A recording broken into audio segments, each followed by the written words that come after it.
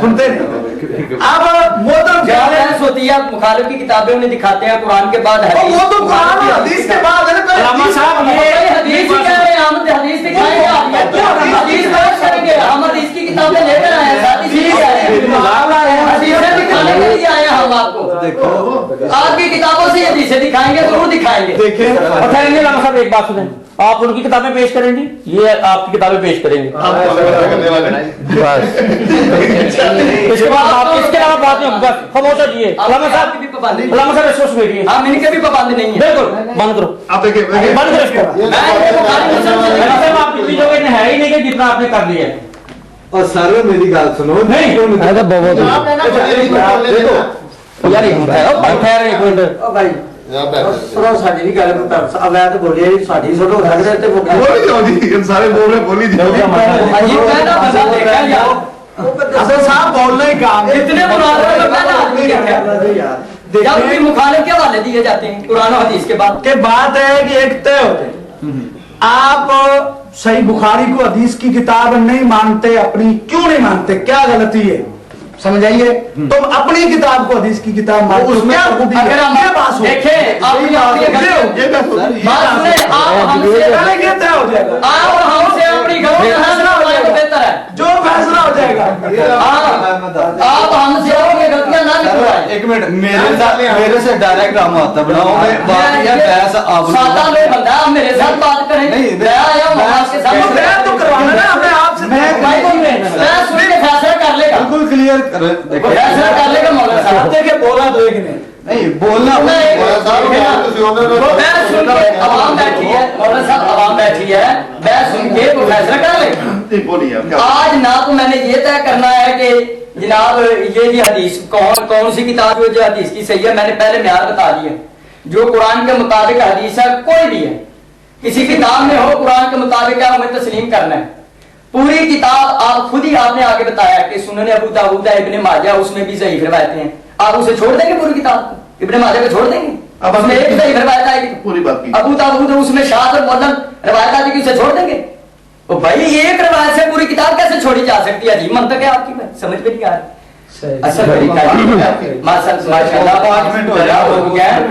हम दोनों मेहमान हैं इनके, आप भी मेहमान है मैं भी मेहमान हूँ, और ये है मेरा मकसद सिर्फ इतना है कि मैं वो गलतफहमी दूर करना चाहता हूँ कि जो मुसलमान ये समझते हैं कि शिया अल्लाह के बाद मोहम्मद वाले मोहम्मद को खुदा समझ के मदद मांगते हैं, हम खुदा समझ के कतल मदद नहीं मांगते। अगर उन्हें खुदा समझा जाए तो हम वही वो आयतें जो आप पढ़ते हैं, हम जो उन्हीं आयतों से हम भी इस्तेदलाल करते हैं कि ऐसा जो करे उन्हें जो हकीकी खुदा समझे, हकीकी खुदा वो खालिक ही है जो सबका खालिक है, मालिक है, राज़िक है। ये मोहम्मद वाले मोहम्मद ये अल्लाह ने वसीले बढ़ाए, बात ये वसीले पर है और मदद पर है, हम इससे सिर्फ मदद मांगते हैं, अल्लाह ने वसीला बनाया। ना उन मौला अली को खुदा मानते हैं, ना उन्हें हकीकी मौला हसन को कहते हैं कि वो हकीकी खुदा है, अल्लाह ने वसीले बनाए। और इस पर यह है कि बहुत सी रवायात हैं कि जिसमें वसीले पर दलाइल मौजूद हैं, आपकी किताब में मौजूद हैं। अब ये हमारी किताबें मैं आपकी खिदमत में अर्ज कर चुका हूँ कि उसूल काफ़ी है, मल्ला याजुल फ़क़ी है, अल-इस्तिफ़सार है, तहज़ीबुल काम है, अगरचे ये हमारी किताबें हैं, लेकिन हम इस पर भी आमिल सारी किताब पर नहीं, कोई रिवायत इसमें गलत आ गई है तो सारी किताब छोड़ते भी नहीं और सारी पर अमल भी नहीं करते, कुरान से मुताबिक करते हैं। जो रिवायत कुरान के मुताबिक है उसे ले लेते हैं, जो गलत यही मैं जनाब की खिदमत में अर्ज करता हूँ। मेरी अर्ज सुन, मेरी अर्ज टाइम मेरा पूरा हो गया, अभी 3 मिनट है, दो टाइम वाला है नहीं, 3 मिनट रखे ना, 2 मिनट हो गए, नहीं कोई टाइम वाला ऐसा हो ना कि जो ना आपकी तरफ से आया हो ना, आगे बिठा लीजिए, ऐसा कोई भी नहीं है। ये जो बंदा हिंदू आया ये कह रहा है अब वो जाहिर हो गया, ये कोई बंदा कोई बात नहीं, मैंने अभी आपसे मुसलमान होना है दोनों से, मैं देखूंगा कि मुझे 2 साल में भी कौन मुसलमान करता है, एक बात करता है करेगा भाई, देखे ना मेरी के बात करते, चाहे उन्हें टाइम दे दें, वो मेरे पास है सर, दोनों के पास टाइम ये है कि अब बात हम शुरू कर देते हैं। इस पर यह है कि मेरा टाइम कितना 2 मिनट बाकी हो रहा है और 2.5 मिनट जी, मैं इतनी बात नहीं 3 मिनट ऊपर रखिए, बहुत लंबी बात को देखिए ना, फिर वो वक्त भी मुकर्रर करें कितने घंटे बात हो, फिर उसमें यह है कि बात किसी 3 मिनट रख लीजिए ताकि बात चले 3 मिनट से। इसमें यह है कि आप कुरान और حدیث صحیح سے، اور آپ یہ پیش کریں گے کہ اللہ کے علاوہ کسی سے بطور وسیلہ مدد مانگنا حرام ہے، اور میں قرآن اور حدیث صحیح سے یہ ثابت کروں گا کہ اللہ کے علاوہ اللہ کی دی ہوئی طاقت سے اور چند ہستیوں سے مدد مانگنا قرآن سے بھی ثابت ہے، حدیث سے بھی ثابت ہے، نبی کے فرمان سے بھی ثابت ہے، صحابہ کرام رضی اللہ تعالیٰ عنہم اجمعین کے عمل سے بھی ثابت ہے۔ محمد صلی اللہ رسول کریم بھائی، بات یہ ہے کہ آیت میں آپ صاحب نے پڑھی ہے کہ کسی بھی تنازع میں فیصل کن ہستی اللہ اور رسول کو حاصل ہے، اللہ پھر رسول نہیں ہے۔ جس طرح اللہ کو فیصل کن حاصل ہے، اس طرح رسول اللہ صلی اللہ علیہ وسلم بھی فیصل کن حیثیت رکھتے ہیں۔ پورے قرآن کو دیکھ لیجئے، قرآن نے تو نبی کے بارے میں یہ چیلنج کیا کہ یہ مرضی سے کوئی اپنی طرف سے کلام نہیں کرتا، اور یہاں تک کہا کہ اگر یہ نبی اپنی طرف سے کوئی کلام کرے جو ہم نے نہ کہا ہو، ہم اس کی شہرت کاٹنے کو بچانے والا نہیں۔ مالک نے کس حد تک اپنے کلام میں ذکر کر دیا، اس لیے نبی کا کلام قرآن کے خلاف نہیں ہو سکتا۔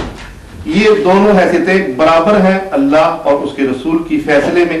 صرف قرآن پیش کرنا ٹھیک نہیں ہے، قرآن کے ساتھ جو حیثیت قرآن کی ہے وہی حیثیت رسول پاک صلی اللہ علیہ وسلم کی ہے۔ اس لیے جب تک قرآن کی طرح رسول کی بات یقینی طور پر مجھے معلوم نہیں ہوگی، کسی مسئلے کا ہم فیصلہ کر ہی نہیں سکتے۔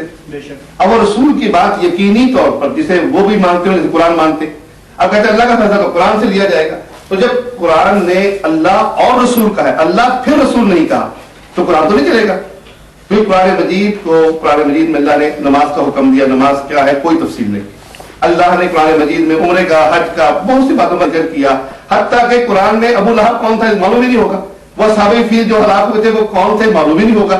اب یہ قرآن کے ساتھ ایک اور چیز ایسی ہے جو لازم ملزوم ہے، اور وہ حیثیت قرآن کے برابر رکھتی ہے۔ کیوں؟ فردوہ الی اللہ والرسول، اللہ اور رسول۔ تو جب تک وہ رسول کی بات ہمیں کہاں سے ملے گی یہ طے نہیں ہوگا، اس وقت تک صرف قرآن سے مسئلہ نہیں لیا جائے گا۔ بس یہی میری بات ہے، آپ